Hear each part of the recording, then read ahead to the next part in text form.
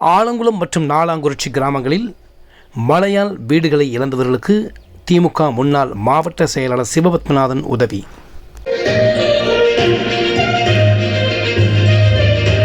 தென்காசி மாவட்டத்தில் பெய்த கனமழையால் ஆலங்குளத்தில் 2 பேர், மாரந்தை ஊராட்சி நாலாங்குறிச்சி கிராமத்தில் 4 பேர் மழையால் வீடு இடிந்து விழுந்ததில் பாதிக்கப்பட்டனர். இந்த நிலையில் மழையால் வீடுகளை இழந்த ஆலங்குளம் நத்தம் பகுதியைச் சேர்ந்த வாலிபர் விநாயக ராஜா மற்றும் ராஜா, நாலாங்குறிச்சியைச் சேர்ந்த பூவம்மாள், பாப்பம்மாள், முத்தம்மாள், அந்தோணி ஆகியோருக்கு தென்காசி தெற்கு மாவட்ட முன்னாள் திமுக செயலாளர் சிவபத்மநாதன் அரிசி மற்றும் பணம் வழங்கினார்.